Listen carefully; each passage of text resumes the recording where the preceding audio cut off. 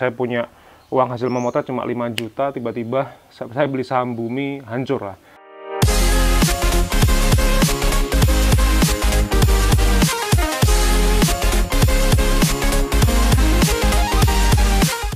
Selamat pagi dari kota Jogja, selamat pagi dari rumah tempat tinggal saya sejak kecil tahun 90-an di sini. Jadi, nama saya Bima Aditya, teman-teman. Terima kasih sekali sudah datang ke channel YouTube saya. Dan hari ini saya akan sharing tentang bagaimana menginvestasikan uang royalti saya memotret untuk Shutterstock. Uang dari hasil saya motretin tuh kawinan-kawinan itu ke bentuk investasi yang berikutnya. Yang bisa saya share hari ini adalah tentang saham. Prinsip saya sebenarnya sederhana ya, teman-teman. Jadi saya kepengen uang yang saya dapat dari memotret itu berkembang. Dulu ketika 2013 saya memulai Airbnb, itu juga prinsipnya adalah ketika saya punya duit nih, hasil memotret ya bertahun-tahun. Sebagai laki-laki pasti kepengen banget kan beli motor Harley Davidson gitu, pasti pengen banget ya, karena sebuah pride, sebuah keren ya, cowok pakai Harley kan keren gitu menurut saya. Cuman akhirnya energi yang harusnya, kesempatan yang harusnya bisa dilakukan untuk membeli Harley itu makanya dirubah menjadi sebuah bisnis hospitality, sehingga saya punya villa sampai sekarang. Dari kerja keras, meluangkan waktu, tenaga, energi, uang segala macam dari hasil saya memotret. Nah, dari situ di tahun 2021 ini saya tertarik sekali menginvestasikan uang saya ke saham. Dari situ sebenarnya tahun 2000 berapa ya? 2010 atau 2008 2009 saya tuh pernah mencoba berbisnis saham lewat satu sekuritas di dekat Gajah Mada, di sana di dekat UGM. Itu zaman masih ada saham namanya Bumi Resources, di mana saya sahamnya jeblok sampai hampir 6 bulan, 7 bulan, saya nggak ngerti, saya punya uang hasil memotret cuma 5 juta, tiba-tiba saya beli saham Bumi, hancur lah. Tapi kemudian dengan penuh kesabaran, singkat cerita, saham itu naik, dan dalam satu hari saya terima keuntungan 600.000. Satu angka yang sangat bagus ya, bahkan sampai sekarang pun masih sangat bagus gitu. Tapi bodohnya saya adalah, saya berhenti berinvestasi di situ, dan duitnya saya pakai waktu itu buat honeymoon sama Nina ke Singapura, dan duitnya habis gitu. Jadi kekonyolan itu akhirnya membuat saya 2021 ini sadar lagi bahwa sepertinya uangnya harusnya diinvestasikan, nggak boleh cuma sekedar ditabung, dan nggak boleh hanya cuma sekedar, apalagi dipakai buat yang enggak ya, karena tabungan itu jelas, menurut saya sih jelas salah, karena tabungan itu ataupun deposito itu bunganya atau keuntungannya itu lebih rendah daripada inflasi. Nah, inflasi itu yang menyeramkan. Inflasi itu adalah perampok diam-diam sebenarnya. Dari situ saya akhirnya tahu sebuah investasi lagi, saham, walaupun dulu juga sudah berinvestasi ya. Akhirnya saya masuk lagi ke dunia saham. Jadi duit-duit dari hasil memotret itu biasanya saya potong hampir 30% dari profit ya. Jadi misalnya saya motret dapat 10 juta misalnya. Nah, itu 30%-nya saya masukin ke saham. Jadi 3 juta gitu saya beliin saham. Saya tabung. Kemudian royalti Shutterstock. Nah, itu kalau misalnya saya dapat payout misalnya $100. $100 kan sekitar 1,4 juta. Nah, itu biasanya sepertiganya saya belikan saham. Tanpa saya memikirkan berapa harganya saham itu. Jadi saya nabungnya itu pokoknya ada duit saya beli, ada duit saya beli. Saya nggak pikirin untuk sekarang, untuk mungkin bulan depan segala macam, saya nggak peduliin dengan itu. Ya kadang-kadang menyesuaikan dengan harga terbaik ya, wajar ya, namanya juga sahamnya ada yang saya tabung, ada yang saya tradingin, sehingga membuat kita bisa membuat uang tersebut berkembang. Intinya seperti itu. Kalau dulu saya berbisnis saham itu kan saya harus datang ke satu kantor atau telepon, bilang sama brokernya, "Mas, tolong dong belikan saya saham di harga sekian," terus nanti sama broker dibeliin. Sekarang itu gampang. Jadi sekarang itu semua sudah pakai handphone, dan saya pakai satu apps namanya iPod. Jadi iPod ini punyanya Indo Premier. Saya pakai iPod ini. Jadi teman-teman bisa download di aplikasi, di Android ada, di iOS juga ada. Intinya warna bentuknya kayak begini nih. Nanti saya screenshotin di sebelah. Jadi iPod ini sangat gampang. Jadi dia sebenarnya adalah broker. Jadi daripada duit foto saya nganggur. Kalau nganggur tuh apa sih? Buat makan, buat beli iWatch misalnya, buat beli Air Jordan, sepatu gitu ya.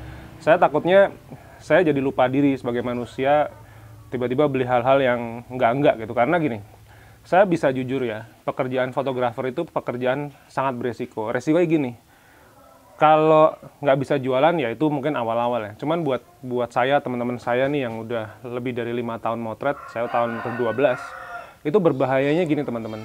Kita ini kan sebenarnya sudah punya market. Sehingga yang namanya cari duit 5 juta sampai 7 juta sekali motret itu sebenarnya sangat gampang. Tapi di situ berbahayanya adalah hidup kita jadi hedon. Jadi ada yang tiba-tiba beli Apple Watch, ada yang tiba-tiba beli Air Jordan. Ya kalau kuat nggak apa-apa loh ya. Kalau tahu tentang bagaimana cara memanfaatkannya nggak apa-apa. Cuman kebanyakan kadang-kadang gayanya lebih gede daripada income-nya. Sehingga efeknya begini. Ketika di pandemi ini itu banyak teman-teman fotografer yang kemudian tiba-tiba jadi susah hidupnya. Jadi sepatu dijual, jam dijual, lensa dijual, kamera dijual. Karena apa? Karena dia nggak mampu bertahan hidup. Jadi bertahan hidupnya hanya dari uang hasil memotret. Nah, yang berbahaya dari pekerjaan saya sebagai seorang fotografernya adalah lupa berinvestasi. Sebenarnya kebanyakan orang juga lupa berinvestasi sih. Mereka hanya nabung, dan nabung. Investasinya lupa. Nah, tapi dengan dulu mengaca ketika saya punya uang hasil memotret, saya investasiin untuk bangun guest house kecil-kecilan, itu membuat ketika pandemi ini, saya masih bisa gaji karyawan, saya masih bisa kasih makan anak, masih bisa ada jalan-jalan kecil-kecil lah ke Solo, mungkin ke mall gitu, masih ada lebih rezeki. Nah, alhamdulillahnya begitu. Karena itu, pandemi ini mengajarkan saya untuk kemudian berinvestasi lagi ke saham, sehingga saya bisa memutarkan uang saya jadi lebih berkembang. Nah, saya harap teman-teman juga begitu. Kalau teman-teman ada yang kerja di iPod dan kemudian mau partnership sama saya, mau build-in ads, nanti hubungin email saya di bawah. Saya hari ini nggak dibayar sama siapapun, jadi benar-benar saya menggunakan iPod karena saya nyaman sekali, bisa jual beli saham dari handphone. Jadi teman-teman bisa coba aja, download aja apps-nya iPod di Play Store, ada di Android, ada di iOS. Kalau teman-teman tanya saham apa mas yang harus dibeli, jadi saya tuh orang bodoh sebenarnya. Jadi orang bodoh itu caranya kalau bahasa Jawa namanya bodon. Jadi bodon itu cara paling klasik. Cara paling klasik itu menurut saya adalah dengan mengetahui fundamental si perusahaannya. Nah, dari 2010 saya itu seneng banget nabung namanya emas. Emasnya bukan emas perhiasan. Kalau emas perhiasan biasanya dipakai sama Nina. Cuman yang saya beli adalah emas batangan kecil-kecil. Jadi 1 gram, 2 gram itu saya suka beli. Jadi kalau misalnya saya mau sekolahin anak saya, itu saya beli emas. Kebetulan sekali, sekolah di Jogja itu murah, dan anak saya itu sekolahnya negeri. Cuman, sekalipun negeri kan pasti ada biaya seragam, ada uang saku, ada buku, segala macam, sehingga di Jogja itu saya total pengeluaran anak saya setahun untuk nak ninu, wah, nah itu artinya perintilan gitu, itu paling cuma 2 juta setahun, ya overall gitu, karena sekolahnya gratis ya. Jadi terima kasih pemerintah, terima kasih Pak Jokowi, sekolahnya gratis. Nah, dengan begitu, dengan uang 2 juta itu pada waktu itu saya beliin emas sekitar 2 gram kalau nggak salah ya. Itu kemudian ketika anak saya yang pertama mau sekolah, emasnya saya jual. Nah, singkat cerita, saya tuh udah dari 2010 nabung emas kayak begitu. Nah, sehingga saham yang saya beli sekarang itu sahamnya Antam. Jadi, karena dulu saya belinya emasnya Antam, kalau nggak di Jogja ini ada toko emas namanya Semar, ya saya beli emas batangannya. Cuman sampai sekarang ya investasi saya nggak jauh-jauh dari Antam. Kalaupun saya beli saham yang lain, paling saham-saham yang perusahaannya juga udah gede kayak Adaro, kayak perbankan saya pernah beli sih, cuman harga sahamnya gede banget, jadi saya nggak punya duit cukup untuk itu. Jadi saya beli saham-saham yang harganya masih cukup.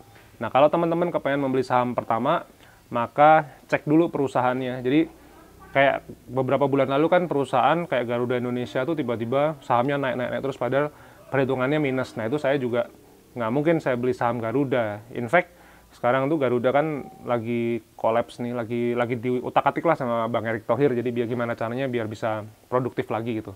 Cuman saya karena hanya manusia biasa ya, saya hanya bisa membeli saham-saham yang sekiranya bagus. Jadi jangan sampai uang royalti foto saya tiba-tiba hilang, minus gitu, jangan. Ya bisa juga ya, saya pernah minus sampai hampir 20-30% juga pernah. Cuman ya paling nggak saya tahu bahwa perusahaan yang saya beli itu emitennya itu bagus gitu. Lalu yang terakhir adalah tentang bagaimana saya berbisnis saham dengan menggunakan uang-uang hasil royalti saya memotret di Shutterstock, motret wedding, motret portrait. Caranya sebenarnya sederhana teman-teman. Ada dua cara yang saya pakai. Satu, saya membeli saham tanpa saya memperhatikan harganya berapa. Ini sama ketika saya membeli emas. Saya membeli emas itu saya nggak peduli harganya naik, dia turun berapa. Pokoknya saya membeli saham, saya membeli emas itu ketika saya punya duit saya beli. Jadi dengan begitu, saya menikmatinya jangka panjang. Lalu yang kedua, sahamnya saya tradingin. Jadi ibaratnya gini nih, saya punya uang misalnya 1 juta. Saya bisa membeli misalnya nih ya, saham 4 lot saham Antam. Jadi 1 lot itu kan 100 lembar ya. Saya beli 4 lot gitu. Nah misalnya dari uang 1 juta itu kemudian ada kenaikan, misalnya 1 juta cuman kayak sebulan cuma bisa beli 1, nanti bulan 2 beli 1 lagi, jadi dari 4 bulan saya beli 4 lot misalnya. Itu saya yang 3 lot saya tradingin, saya ambil keuntungannya, yang 1 saya tabung. Terus nanti misalnya saya bisa nambahin modal 500.000. Terus aja, jadi biasanya tuh misalnya dari 100% saham saya, biasanya yang saya tradingin tuh sekitar 70-80%, nanti yang 20% saya tabung. Jadi saya berharap suatu saat nanti, mungkin 5-10 tahun lagi, saya bisa mendapatkan 2 keuntungan. Satu, keuntungan dividen, yang memang saya dapat sebagai saya pemilik saham. Yang kedua adalah keuntungan dari tradingnya. Karena trading itu sebenarnya solusi untuk mencari duit cepat zaman sekarang ya. Walaupun core bisnis saya itu adalah fotografi, sehingga saya kepengen duit saya memotret ya satu berkembang, dan yang kedua adalah menciptakan sebuah keamanan karena saya sudah punya istri dan 4 orang anak. Begitu juga ada mertua, ada adik-adik, ada ponakan segala macam, ada karyawan saya, sehingga banyak uang-uang saya yang akhirnya saya tabung di saham, dan bahkan saya di tabungan di bank tuh paling cuma cukup untuk makan aja. Jadi yang penting anak istri saya cukup makannya, kita juga makan biasa. Saya sering masak di rumah, kalau teman-teman lihat di Instagram saya sering banget masak gitu, karena satu hemat, dan yang kedua dengan biaya yang sama saya bisa menciptakan sebuah masakan yang nutrisinya bagus untuk keluarga saya. Oke, jadi mudah-mudahan video kali ini bermanfaat buat teman-teman fotografer semua, buat teman-teman yang sama-sama mencari nafkah, mencari penghasilan sama seperti saya dari mencetin shutter kamera, ataupun juga mungkin teman-teman subscriber saya yang baru di sini yang mantengin saya dari niche namanya Microstock Fotografi. Saya sering bilang sih ya, baik di YouTube channel ini maupun di Instagram, bahwa Shutterstock itu kan sebenarnya payout-nya itu kan $35 ya. $35 itu kan sebenarnya sekitar 500 ribuan. Sebenarnya kalau 500.000 itu kita potong 30%, itu teman-teman sudah bisa membeli saham. Banyak sekali saham-saham yang kayak Adaro aja 1 lot itu kan mungkin sekarang masih 180 ribuan ya, artinya masih bisa dibeli gitu. Teman-teman masih bisa nabung sebulan satu gitu juga bisa. Jadi dengan uang Shutterstock, kalau 500.000 itu kita makan, itu habis. Tapi kalau 500.000, 30%-nya atau 10%-nya atau 20%-nya kita tabungin ke saham, itu yang nggak bisa trading aja, ditahan aja selama 2-3 tahun, itu pasti harganya naik. Nanti ketika harganya naik, jual aja. Masalahnya jual itu kan kita istilahnya kalau di trading saham namanya take profit. Take profit itu tuh boleh kok. Karena mau nggak mau kan kita ya gimana caranya cari duit ya buat perusahaan, buat keluarga, buat anak, buat istri gitu ya. Kalau nanti waktunya take profit aja gitu. Kadang-kadang dulu zaman saya mulai ya, saya cuman investasi uang berapa waktu itu, 150.000, tiba-tiba ada untung 5.000 gitu. Saya coba jual 5.000, dapat duit 5.000. Wah, ternyata dapat duit 5.000, alhamdulillah. Nah, makanya harapan saya teman-teman mulai terbuka bahwa tetaplah bekerja. Yang fotografer yang memotret, saya juga sampai sekarang masih memotret, tapi uangnya diputarkan ke dalam diversifikasi bisnis yang lain. Saya sudah diversifikasi ke hospitality, nah sekarang saya diversifikasi ke saham. Jadi semoga video kali ini bermanfaat buat teman-teman semua. Stay tune, saya tetap akan share tentang dunia fotografi, tips-tips memotret setiap hari jam 5 pagi. Stay tune guys.